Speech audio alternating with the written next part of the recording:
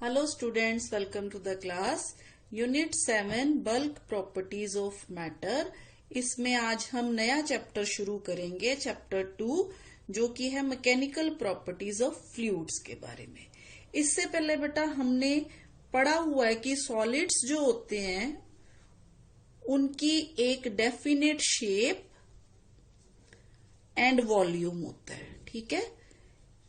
इसके अलावा जो लिक्विड्स होते हैं उनका वॉल्यूम तो होता है बेटा डेफिनेट, पर शेप जो है वो डेफिनेट नहीं होती, ठीक है। वॉल्यूम डेफिनेट होता है पर शेप डेफिनेट नहीं होती। क्यों नहीं होती? क्योंकि हम किसी भी लिक्विड को किसी कंटेनर में जब डालते हैं तो उसी की शेप जो है वो ले लेता है, ठीक है। इसके अलावा बेटा जो गैसेस होती हैं उनका ना तो वॉल्यूम है जो डेफिनेट होता है और ना ही उनकी शेप डेफिनेट होती है। तो इन दोनों को हम लिक्विड्स और गैसेस को मिला के हम फ्लूइड्स बोल देते हैं, ठीक है। इसके अलावा बेटा इन दोनों में जो डिफरेंस होता है, लिक्विड जो होता है इसका सरफेस होता है, जैसे लिक्विड के ऊपर उसका अपना सरफेस होता है, लेकिन गैसेस जो होती हैं इनका कोई सरफेस भी नहीं होता। तो आज हम सॉलिड्स को छोड़ के लिक्विड्स एंड गैसेस यानी कि फ्लूइड्स की जो प्रॉपर्टीज है वो डिस्कस करेंगे, ठीक है।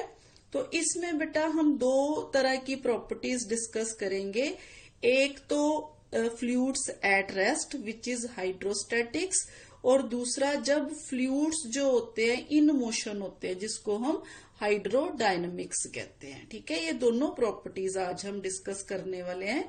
तो सबसे पहले हम देखते हैं व्हाट इज फ्लूइड, फ्लूइड की definition.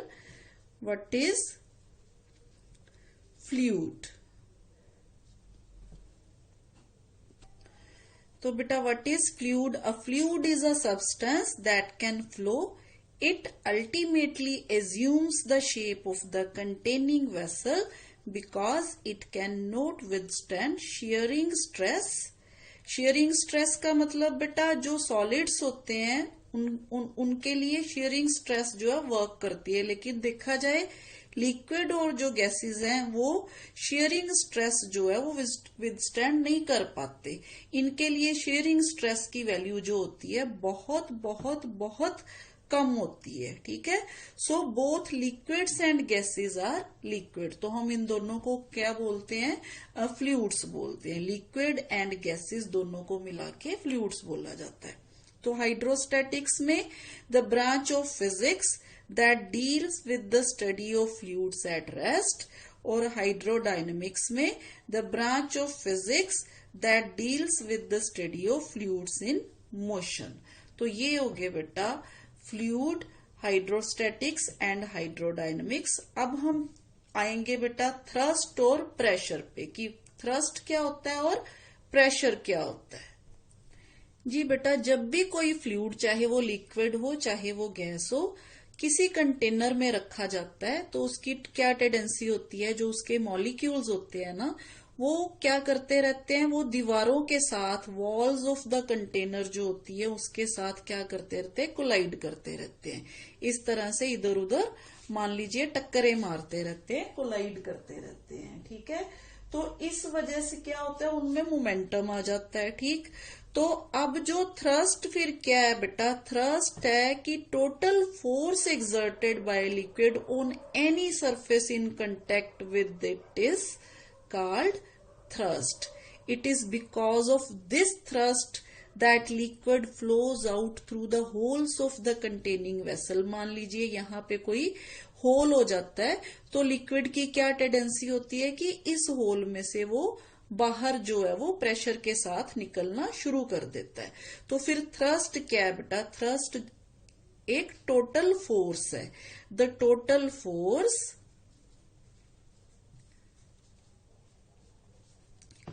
exerted by a liquid. क्यों? क्योंकि लिक्विड जो है कंटेनर की दीवारों के साथ टकराता रहता है तो ये फोर्स लगाता है इस पे, दीवारों पे, ठीक है। The total force exerted by liquid on any surface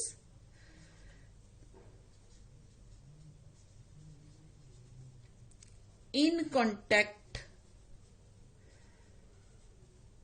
with it is called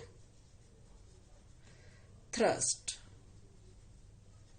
इसको क्या बोलते हैं हम? थ्रस्ट बोलते हैं। ठीक है, थ्रस्ट जो है फिर एक तरह की फोर्स है, तो फोर्स जो है, फोर्स का फिर डायमेंशनल फॉर्मूला क्या होता है? mlt-2।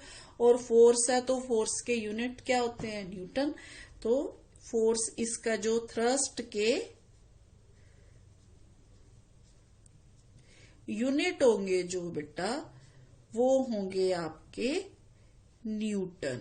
ठीक है, न्यूटन। और इसका डायमेंशनल फॉर्मूला जो है वो होगा बेटा, जो कि फोर्स का होता है, mlt-2। जी बेटा, अब हम पहले ये देखते हैं कि किस तरह से लिक्विड एट रेस्ट जो है exerts force perpendicular to the surface of container at every point. तो इसके लिए मान लीजिए बेटा, हमारे पास कोई कंटेनर है जिसमें लिक्विड जो है फिल है। ठीक है, इस तरह से लिक्विड जो है फिल है। अब हमने ये प्रूव करना है कि ये जो लिक्विड है ना, हमेशा परपेंडिकुलर डायरेक्शन में या नॉर्मल डायरेक्शन में सरफेस के क्या करता है? जो फोर्स एक्सर्ट करता है। ठीक है, तो मान लीजिए बेटा, जो लिक्विड है ना, नॉर्मल ना करके इस तरह से फोर्स एक्सर्ट कर रहा है कंटेनर के सरफेस पे। मान लीजिए ये इस तरह से इंक्लाइंड वे से फोर्स एक्सर्ट कर रहा है। This is direction of force. मान लीजिए ये डायरेक्शन है फोर्स की, यहाँ कोई पॉइंट O है, इस पॉइंट से, तो इस डायरेक्शन में OA पॉइंट में मान लीजिए ये फोर्स एक्सर्ट कर रहा है। ठीक है, तो अब मान लीजिए ये फोर्स है जो ये क्या करेगी? रिएक्शन देगी। तो इसके ऑपोजिट रिएक्शन जो है वो इस डायरेक्शन में होगा। This is R। अब ये जो रिएक्शन है इसको हम टू पार्ट्स में, टू कंपोनेंट्स में रिजॉल्व कर सकते हैं। एक कंपोनेंट इस डायरेक्शन में, मान लीजिए ये हो गया हमारे पास, और एक कंपोनेंट इस डायरेक्शन में। तो ये मान लीजिए यहाँ थीटा जो है एंगल बना रहा है, इसके साथ ये वाला कंपोनेंट फिर क्या हो गया बेटा? ये कंपोनेंट हो गया R cos थीटा। यानी कि इसको अगर हम C पॉइंट मान लें और इसको D मान लें, तो OC जो है वो हो गया R cos थीटा। इसी तरह से OD कंपोनेंट है जो वो R sin थीटा हो गया। ठीक है, अब ये जो दो कंपोनेंट्स है ना, जो R cos थीटा है, ये क्या है हमारे पास? Tangential component. इसको क्या बोलते हैं? टेंजेंशियल कंपोनेंट, शियल कंपोनेंट। अच्छा बेटा, अब सोचिए जरा, अगर ये कंपोनेंट वर्क करेगा तो ये क्या करेगा? लिक्विड को अपने साथ इस तरफ बहा के ले जाएगा। पर हमने क्या कहा कि लिक्विड जो है वो एट रेस्ट है, तो ये हमारी बात यहाँ पे क्या हो गया? फिर इसका मतलब ये वाला जो कंपोनेंट है वो वर्क नहीं कर रहा। ये कंपोनेंट जो है वो अपना जो योगदान है वो नहीं दे रहा इसमें। तो इसका मतलब क्या हो गया कि ये नहीं चल रहा है यहाँ पे। तो दूसरा कंपोनेंट फिर कौन सा रह गया? R sin theta. तो कंट्रीब्यूट कौन सा कंपोनेंट कर रहा है? R sin theta. तो इसको हम क्या बोलते हैं? R sin थीटा को, ये कौन सा कंपोनेंट है? Normal component, normal component. ठीक है, तो यहां पे हम ये कह सकते हैं, since a liquid can not resist any tangential force, so the liquid near O should begin to flow along OC, but the liquid is at rest. The force along OC must be zero, as liquid is at rest. The force along OC जो है वो क्या होनी चाहिए, must be zero, must be zero. तो वो zero कब होगी, जब आर कॉस थीटा जो है वो जीरो हो जाएगा। आर कॉस थीटा जीरो होने का क्या मतलब है, आर तो जीरो है नहीं, ठीक है, तो इसका मतलब कॉस थीटा जीरो हो गया। अब कॉस थीटा जीरो कब होगा, जब थीटा जो है वो 90 डिग्री हो जाएगा, ठीक है। तो थीटा तब जीरो होगा, कॉस थीटा तब जीरो होगा जब थीटा जो है वो 90 डिग्री हो जाएगा। तो हम यहाँ ये कह सकते हैं कि liquid always exerts force perpendicular to the surface of the container at every point. तो बेटा ये हो गया हमारे पास liquid at rest exerts force perpendicular to the surface of container at every point. अब हम बात करेंगे बेटा प्रेशर की। तो बेटा अब देखिए फिर प्रेशर क्या है, the pressure at a point on a surface is the thrust acting normally यानी कि परपेंडिकुलर डायरेक्शन में per unit area around that point, ठीक है।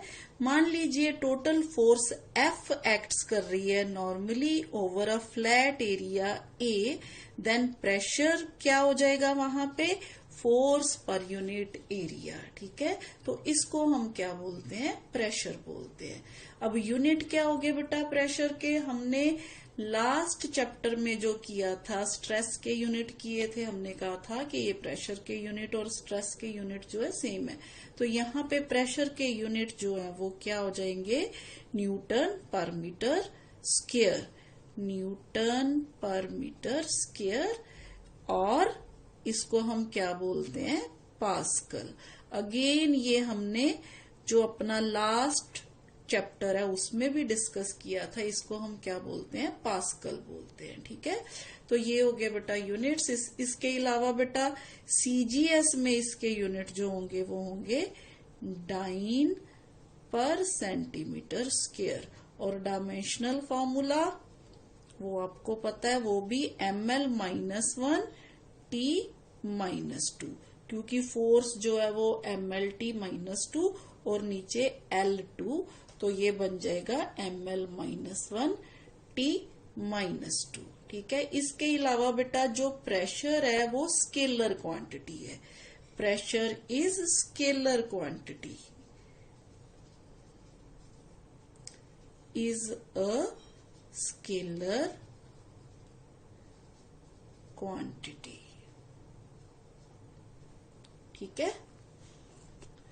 प्रेशर स्केलर क्वांटिटी क्यों है, क्योंकि किसी भी एक पॉइंट में जो प्रेशर होता है ना वो ऑल डायरेक्शंस में जो होता है वो सेम एक्सर्ट होता है, ठीक है। इसीलिए जो प्रेशर है वो स्केलर क्वांटिटी है। जिस तरह से मान लीजिए ये लिक्विड है, तो लिक्विड कंटेनर की सारी जो वॉल्स हैं चारों डायरेक्शंस में सेम प्रेशर एक्सर्ट करेगा, ठीक है जी बेटा। हाइड्रोस्टैटिक प्रेशर को मापने के लिए ये क्या होती है, छोटी सी डिवाइस है, मान लीजिए इसको प्रेशर मेजरिंग डिवाइस बोलते हैं। इस डिवाइस में यहाँ पे एक पिस्टन फिट होता है और इस पिस्टन के साथ यहाँ पे एक स्प्रिंग जो है वो कैलिब्रेट किया होता है, ठीक है। और यहाँ पे क्या होता है, प्रेशर सेंसर होता है। इसमें अंदर क्या वैक्यूम होता है, इसको इवैक्यूएट किया होता है, यहाँ से जो एयर है वो बाहर निकाल दी जाती है, इसको इसमें वैक्यूम क्रिएट कर दिया जाता है, ठीक है, इस सिलेंडर के बीच में। अब प्रेशर मेजर करने के लिए क्या किया जाता है बेटा, इस पिस्टन को फ्लूइड के अंदर जो है वो रख दिया जाता है इस तरह से। मान लीजिए यहाँ पे ये सारा फ्लूइड है, यहाँ पे ये सारा फ्लूइड है, तो इस पिस्टन यहाँ पे इस पिस्टन पे क्या होता है बेटा, फोर्स अप्लाई होती है, ठीक है। जो इनवर्ड फोर्स लगती है इस जो लिक्विड लगाता है, फ्लूइड लगाता है इस पिस्टन पे, मान लीजिए डेल्टा फोर्स F जो है फोर्स लग रही है, तो इस फोर्स की वजह से जो ये स्प्रिंग है ये प्रेस होना शुरू हो जाता है। तो यहाँ स्प्रिंग प्रेस होने की वजह से इसमें क्या आ जाती है बेटा, स्प्रिंग में रीस्टोरिंग फोर्स है जो आ जाती है। ठीक है, इनवर्ड फोर्स जिसको हम बोलते हैं ऊपर से लगती है, और इसको बैलेंस करने के लिए आउटवर्ड फोर्स जो है वो स्प्रिंग लगाता है, जिसको हम स्प्रिंग फोर्स कहते हैं। ठीक है, अब मान लीजिए delta F magnitude of this normal force है, और डेल्टा ए जो है वो एरिया ऑफ द पिस्टन है। तो फ्लूइड प्रेशर जो हो गया वो किसके बराबर हो गया, P is equal to delta F by delta A. तो इस तरह से जो प्रेशर है वो उसकी मेजरमेंट की जाती है हाइड्रोस्टैटिक प्रेशर की इस छोटे से डिवाइस की मदद से। तो बेटा ये तो था प्रेशर मापने का तरीका। अब हमने यहां से देखा कि जो प्रेशर है ना, प्रेशर एरिया के इनवर्सली प्रोपोर्शनल है। तो बेटा इसी बेस पे हमारे जो प्रैक्टिकल एप्लीकेशंस है based on the concept of pressure, उसमें जो सबसे मेन जो हम डेली लाइफ में यूज करते हैं वो है जो हम स्कूल बैग्स लेके जाते हैं। The bags and suitcases are provided with broad handles. जो बैग जिनकी जो यहाँ हैंडल्स, जो यहाँ तनी जो होती है किसी बैग की, हम कौन सा बैग जो है वो प्रेफर करते हैं जिसकी ये जो तनियां होती हैं ये ब्रॉड हो या हैंडल्स जो है वो ब्रॉड हो। तो इसका रीजन क्या है बेटा, क्योंकि प्रेशर जो है इनवर्सली प्रोपोर्शनल टू एरिया है, तो प्रेशर जो है वो कम होगा जब एरिया ज्यादा होगा।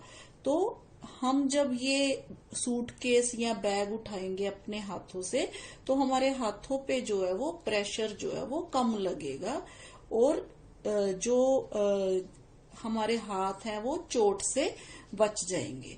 तो ये है बेटा एक जो इसकी एप्लीकेशन है। इसके अलावा आपने रेलवे ट्रैक्स देखा होगा, वहां पे लार्ज साइज के वुडन, आयरन और सीमेंट स्लीपर्स बिछाए होते हैं। तो आपने देखा है इस तरह से ना ऐसे बिछाए जाते हैं पटरियों के ऊपर। तो उनका रीजन भी बेटा यही है, जब यहाँ से ट्रेन गुजरती है तो ट्रेन के गुजरने से ये जो पटरियां होती हैं ये क्या, इन पे प्रेशर पड़ता है। तो प्रेशर पड़ने से ये पटरियां जो है ये जो यहाँ पे जो फर्श है उसमें धंस सकती हैं। तो इसको अवॉइड करने के लिए यहाँ पे क्या किया जाता है, यहाँ पे बड़े बड़े जो वुडन ब्लॉक्स या स्लीपर्स जो रख दिए जाते हैं। तो प्रेशर जो होता है ये लार्ज एरिया की वजह से डिस्ट्रीब्यूट हो जाता है, कम हो जाता है। तो इसकी वजह से ये जो ट्रेन्स जो होती हैं इनकी जो लाइंस जो होती हैं वो क्या रहती हैं बेटा, वो सेफ रहती हैं। ठीक है, अच्छा बेटा इसके अलावा हमने देखा कि कई बार सड़क बन रही होती है तो वहां पे छोटे छोटे पत्थर पड़े होते हैं। तो उन पत्थरों पे, छोटे छोटे पत्थरों पे चलना जो होता है वो बहुत मुश्किल होता है। क्यों बेटा, क्योंकि वो ऊपर से ऐसे नुकीले होते हैं, उनका एरिया जो है वो कम होता है। ठीक है, अगर उनका एरिया कम होता है तो हमारे पैरों पे जो प्रेशर होता है वो क्या होता है, फोर्स पर यूनिट एरिया। तो प्रेशर जो है वो क्या होता है, ज्यादा लगता है, मोर प्रेशर लगता है। तो हमारे पैर जो होते हैं वो चोटिल हो जाते हैं ऐसी फर्श पर चलने से। ये भी होगी एक इसकी एप्लीकेशन। इसके अलावा बेटा आपने पिंस देखे हैं, नेल्स देखे हैं, they are made to have pointed ends. जो पिंस होते हैं, जो नेल्स होते हैं, उनकी इस तरह से पॉइंटेड एंड्स होते हैं यहाँ से। क्यों, क्योंकि अगर मान लीजिए हमने पेपर पे पिन लगाना है तो ये पॉइंटेड एंड की वजह से यहाँ पे प्रेशर जो है कम एरिया होने की वजह से प्रेशर जो है वो ज्यादा लगता है। तो ये पिन जो है आसानी से पेपर पे लग जाता है। ठीक है, तो ऐसी छोटी छोटी और बहुत सारी एग्जांपल्स हैं बेटा जो प्रेशर के साथ रिलेटेड है, जो हम अपनी डेली लाइफ में यूज करते हैं। जी बेटा, इसके अलावा जब भी फ्लूइड्स की बात आती है तो एक और टर्म है जो बहुत ही इम्पोर्टेंट है, वो है डेंसिटी। डेंसिटी क्या होती है बेटा, डेंसिटी मीन्स हम काफी पढ़ चुके हैं डेंसिटी के बारे में। Density of a material is mass per unit volume. ठीक है, अगर किसी बॉडी का मास m है और वो मान लीजिए v वॉल्यूम ऑक्यूपाई कर रही है तो हम कहते हैं इसकी डेंसिटी जो है इसको हम रो से लिखते हैं, हम कहते हैं density is equal to mass per unit volume, यानी कि डेंसिटी जो होती है, density is equal to mass over volume. तो बेटा डेंसिटी जो है ये एक स्केलर क्वांटिटी है। डेंसिटी इसको हम पॉजिटिव स्केलर क्वांटिटी बोलते हैं, is a positive scalar quantity.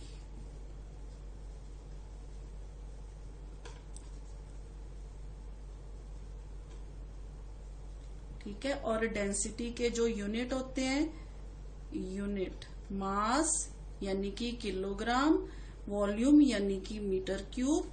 तो यूनिट इसके क्या आगे बेटा, यहाँ पे किलोग्राम मीटर क्यूब, पर मीटर क्यूब, ये हो गए डेंसिटी के यूनिट। ये हो गए बेटा एमकेएस। इसी तरह सीजीएस में ग्राम पर सेंटीमीटर क्यूब। तो ये हो गए बेटा। इसी तरह से डायमेंशनल फॉर्मूला भी आप देख लीजिए, मास पर यूनिट वॉल्यूम। तो इसका डायमेंशनल फॉर्मूला जो हो गया, डायमेंशनल फॉर्मूला वो हो गया ml-3। ठीक है। तो ये तो थे बेटा डेंसिटी से रिलेटेड कुछ खास टर्म्स। अब एक और टर्म आती है जिसको हम बोलते हैं रिलेटिव डेंसिटी। तो रिलेटिव डेंसिटी जो होती है बेटा वो है, हम वाटर से कंपेयर करते हैं किसी भी चीज को, जब वाटर जो है उसकी डेंसिटी 4 डिग्री सेल्सियस पे होती है। आपको पता है वाटर जो है, कभी वाटर जो है वो आइस की फॉर्म ले लेता है, कभी लिक्विड की फॉर्म ले लेता है, और कभी जो है वो जो है गैस की फॉर्म ले लेता है। हर केस में वाटर की जो डेंसिटी होती है वो अलग होती है। तो बेटा जो टिपिकल वाटर की डेंसिटी होती है ना 4 डिग्री सेल्सियस पे, वाटर की density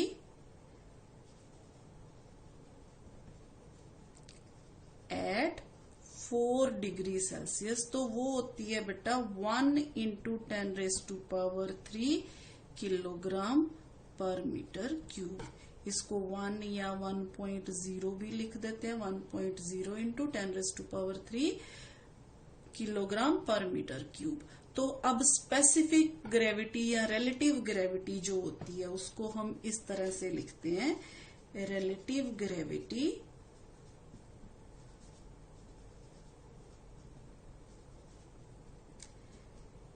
is density of substance to the density of water at 4 degree Celsius. ठीक है, इसको इस प्रकार से लिखते हैं। तो specific gravity is equal to density of substance divided by density of water at 4 degree Celsius. तो यहां से हम डेंसिटी ऑफ सब्सटेंस जो है फाइंड आउट कर सकते हैं, specific density into density of water at 4 degree Celsius. ठीक है।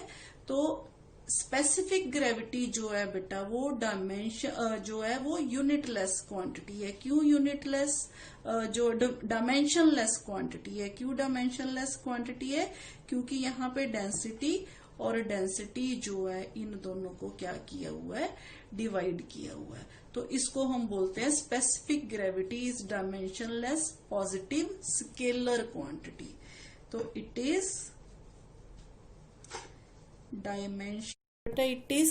dimensionless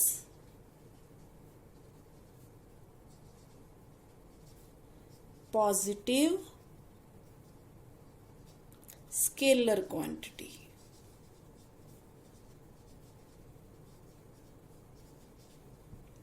तो ये तो था बेटा आपके लिए स्पेसिफिक डेंसिटी, जो कि काफी इम्पोर्टेंट टर्म है। तो आज के लिए इतना ही बेटा। नेक्स्ट टॉपिक में हम पास्कल लॉ डिस्कस करेंगे। Thank you.